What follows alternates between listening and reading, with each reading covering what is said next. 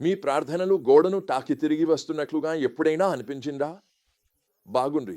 ఈరోజు మనం దేవుని నుండి దూరమవుతూ తప్పు మార్గాల్లో సమాధానాలు వెతకడం వల్ల కలిగే భయంకరమైన పరిణామాలను చూపించే ఒక కథలోకి లోతుగా వెళ్తున్నాం. మనమిప్పుడు సౌలు జీవితంలోని చివరి అధ్యాయాలను పరిశీలిస్తున్నాం. ఇవి 1 సమూయేలు 28, 31, 1 దినవృత్తాంతములు 10 మరియు 2 సమూయేలు 1లో నమోదు చేయబడ్డాయి. ఇక్కడ ఇశ్రాయేలు మొదటి రాజువైన సౌలు విషాదకరమైన పతనాన్ని మనం చూస్తాం.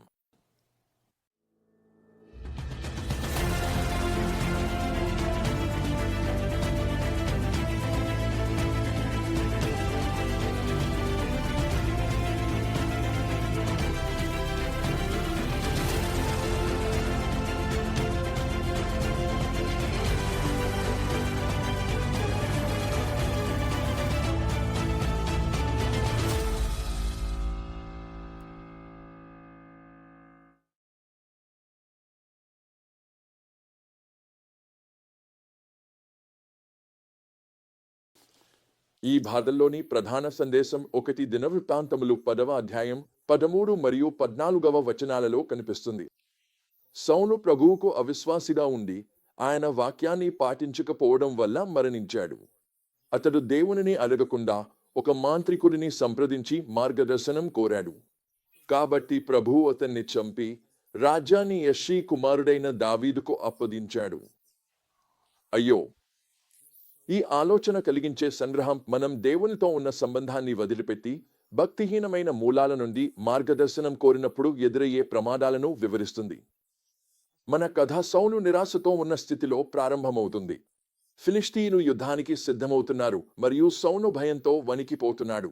అతడు ప్రభువును అడగడానికి ప్రయత్నిస్తాడు, కానీ ఎటువంటి సమాధానం రాదు. ఇది మనకు గుర్తు చేసే భయానక క్షణం. నిజమైన ప్రార్థన అనేది దేవునితో ఉన్న సన్నిహిత సంబంధంలో భాగమైన సంభాషణ. సౌలు చాలా కాలం క్రితమే ఆ సన్నిహితతను కోల్పోయాడు. ఇప్పుడు తన అవసర సమయంలో అతని ప్రార్థనలు శక్తిలేనివిగా మారిపోయాయి. తన నిరాశలో సౌలు గతంలో తానే నిషేధించిన ఆచరణ వైపు తిరుగుతాడు. అతడు ఒక మాధ్యమాన్ని, మంత్రదత్తను వెతుకుతాడు. ఈ నిర్ణయం సౌలు దేవుని మార్గాల నుండి ఎంత దూరంగా వెళ్లిపోయాడో చూపిస్తుంది. ఎండోర్ మధ్య జరిగిన దృశ్యం భయానకంగా మరియు కలవరపెట్టేలా ఉంటుంది. అది నిజంగా సమూయేలు ఆత్మేనా లేక దయ్యపు మాయాజాలమా అన్నది పక్కన పెడితేనూ అందిన సందేశం స్పష్టంగా మరియు వినాశకరంగా ఉంది. రేపటి యుద్ధంలో సౌలు మరియు అతని కుమారులు మరణిస్తారని చెప్పబడింది. ఈ సంఘటన సౌలును శారీరకంగా మరియు భావోద్వేగపరంగా పూర్తిగా క్షీణింపజేస్తుంది. ఒకప్పుడు శక్తివంతుడైన రాజు ఇప్పుడు వణికే, బలహీన స్థితికి దిగజారిపోయాడు. మనము దేవుని నుండి నిరంతరం దూరమవుతూ మన స్వంత బుద్ధిని ఆధారంగా చేసుకుంటే లేదా దేవునికి విరుద్ధమైన మార్గదర్శకతను వెతుక్కుంటే ఇదే జరుగుతుంది. యుద్ధం చెప్పినట్లుగానే జరుగుతుంది. సౌలు కుమారులు జోనాథాన్ సహా చనిపోతారు. సౌలే స్వయంగా తీవ్రంగా గాయపడతాడు మరియు ఫిలిష్తీయులు తనను పట్టుకుని అవమానిస్తారనే భయంతో తన స్వంత ఖడ్గంపై పడిపోతాడు. ఇది ఒక విషాదాంతం, ఎందుకంటే అతని పాలన గొప్ప ఆశలతో ప్రారంభమైంది. సౌలు మరణించిన తర్వాత జరిగిన పరిణామాలు కూడా అంతే బాధాకరంగా ఉంటాయి. ఫిలిష్తీయులు అతని శరీరాన్ని అవమానిస్తారు మరియు జాబేస్ గిలెయాద్ ప్రజలు అతని శరీరాన్ని తిరిగి తీసుకుని సమాధి చేయడానికి తమ ప్రాణాలను పణంగా పెట్టాల్సి వస్తుంది. ఒక రాజుకు కావలసిన గౌరవప్రదమైన అంత్యక్రియలకు ఇది చాలా దూరంగా ఉంది. సౌలు మరియు యోనాథన్ మరణ వార్తకు దావీదు ఎలా స్పందించాడో మనం గమనించవచ్చు. సౌలు సంవత్సరాల పాటు తనను వెంబడించినా కూడా దావీదు నిజమైన శోకంతో మరియు గౌరవంతో స్పందిస్తాడు. సౌలు మరియు యోనాథాన్ కోసం అతను చేసిన విలాపం ఒక అందమైన కవితలో కనిపిస్తుంది. అది వారి వీరత్వాన్ని మరియు యోనాథాన్ స్నేహాన్ని వివరంగా చెబుతుంది. ఇది క్షమాభావం మరియు గౌరవానికి ఒక శక్తివంతమైన ఉదాహరణ, మనకు అన్యాయం చేసిన వారి పట్ల కూడా. ఈ కథనం మనకు అనేక ముఖ్యమైన పాఠాలను నేర్పుతుంది. మొదటిగా, ఇది దేవునితో మన సన్నిహిత సంబంధాన్ని కాపాడుకోవడం ఎంత ముఖ్యమో మనకు చూపిస్తుంది. సౌలు విషాదాంతం అతని మరణానికి చాలా ముందే ప్రారంభమైంది. అతడు దేవుని ఆజ్ఞలను నిర్లక్ష్యం చేసి తన స్వంత నిర్ణయాలపై ఆధారపడటం ప్రారంభించినప్పుడే అది మొదలైంది. ఈ క్రమంగా దూరమవడం చివరికి అతను అత్యవసర సమయంలో దేవుని నుండి పూర్తిగా వేరుపడిపోయే స్థితికి తీసుకెళ్ళింది. దేవుని మార్గదర్శకత నుండి. ఇది నేను నా క్రైస్తవ జీవితం ప్రారంభ దశలో నేర్చుకున్న ఒక కఠినమైన పాఠం. నేను క్రైస్తవుడిగా మారిన కొద్ది రోజులకే ఒక పరీక్షలో నేను మోసం చేశాను. తప్పని నాకు తెలుసు కాని నా చర్యలను నేను న్యాయపరచుకునే ప్రయత్నం చేశాను. తరువాతి ఉదయం నేను దేవునితో ఒంటరిగా గడిపే సమయాన్ని ప్రారంభించినప్పుడు ఆకాశం మూసివేసినట్లుగా అనిపించింది.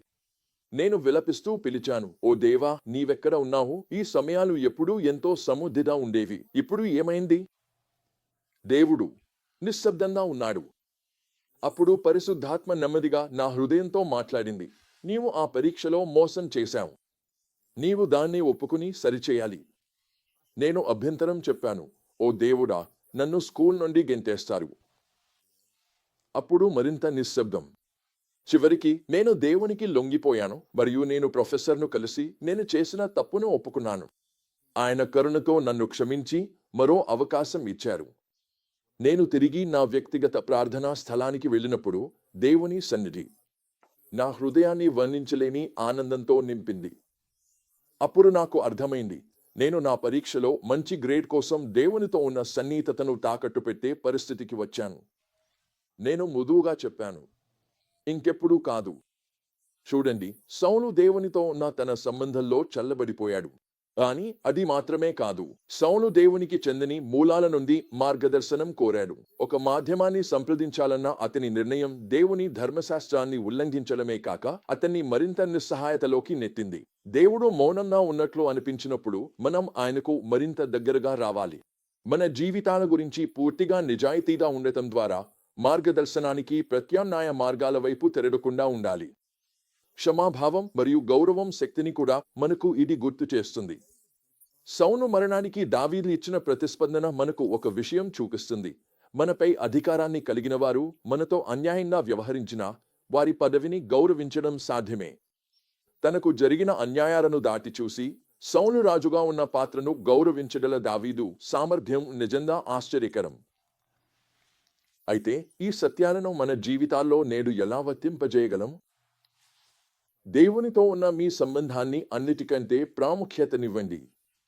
వ్యస్తత, విజయాలు లేదా మరేదైనా ఆయనతో ఉన్న సన్నిహిత సంబంధం నుండి మిమ్మల్ని దూరం చేయనివ్వకండి.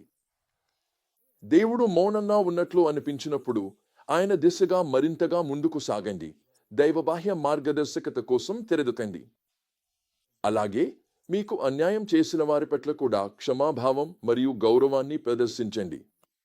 ఇది నిజమైన ఆధ్యాత్మిక పరిపక్వతకు గుర్తు. మరియు చివరగా, విషాదాన్ని కాదు, విశ్వాసపూరిత జీవితం అనే వారసత్వాన్ని మిగిల్చేలా ప్రయత్నించండి. మీరు తప్పులు చేసినప్పుడు వినమ్రతతో ఉండండి. దేవుని వైపు తిరిగి రండి. ఆయన క్షమను మరియు మార్గదర్శకతను కోరుకోవడానికి ఎప్పుడూ ఆలస్యం కాదు. సౌలు విషాదాంతం మనకు దేవునితో సన్నిహితంగా ఉండటం ఎంత ముఖ్యమో గుర్తు చేస్తుంది. ఒక విషయం నేను మీను అడగాలనుకుంటున్నాను.